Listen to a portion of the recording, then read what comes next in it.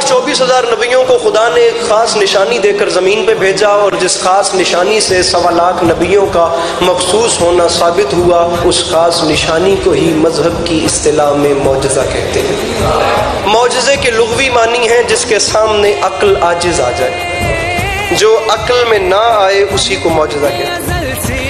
1.25 نبیوں کو معجزے جیسی نشانی دے کر اس نے زمین پہ بھیجا، اور جب 1.25 زمین پہ بھیج دیے تو اس ذات نے دنیا سے بات کی، اس نے عالم انسانیت سے کلام کیا، اور اس نے فرمایا انسانوں سن لو، 1.25 کو میں نے معجزے دے کے زمین پہ بھیجے ہیں، اور میں تم سب کو بتانا چاہتا ہوں جسے تم بناؤ گے اس میں تمہارا کمال ہوگا، اور جسے ہم تخلیق کریں گے اس میں ہمارا کمال ہوگا۔ تم خاکی انسان ہو، تمہارا بنایا ہوا انسان خاکی ہوگا،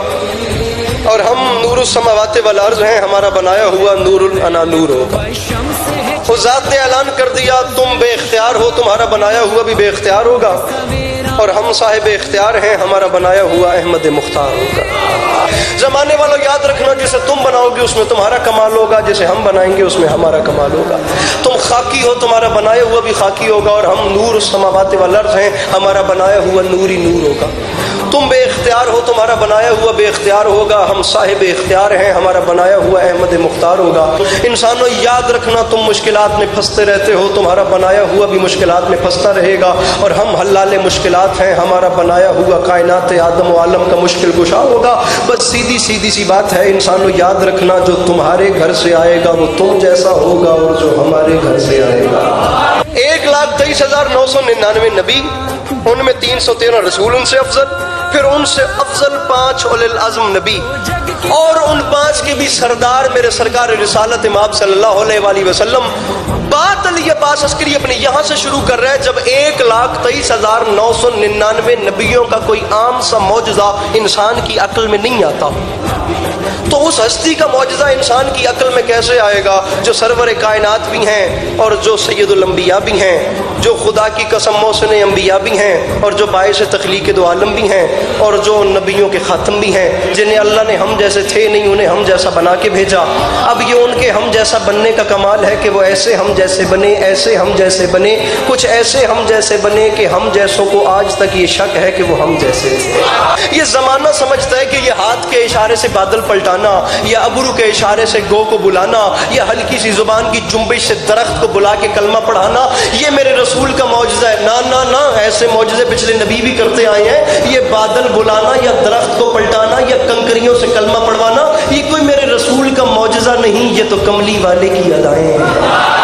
سچ یہ تو کملی والے کی ایک ہلکی سی میرے رسول کی ادا تھی کہ انہوں نے کوہ ابو قبیس کے موقع پہ کھڑے ہو کے لاکھوں دھڑکتے ہوئے مردہ دلوں کے سامنے ایک قلب مطمئن نے سب کی آنکھ میں آنکھ ڈال کے پھیپھڑا پھاڑ صدا لگا کے فرمایا تھا، کیا کہا تم میری نبوت پہ شک کرتے ہو؟ لو پھر میں اس چاند کو شک کرتا ہوں، تم مجھ پہ شک کرتے ہو، میں اس چاند کو چاند 2 ٹکڑے کر کے ابو لہب کی آنکھ میں آنکھ ڈال کے فرمایا یہ دیکھ لے میں نے چاند 2 ٹکڑے کر دیے، انہیں بتا دے یہ اور ہے میں اور ہوں، یہ اور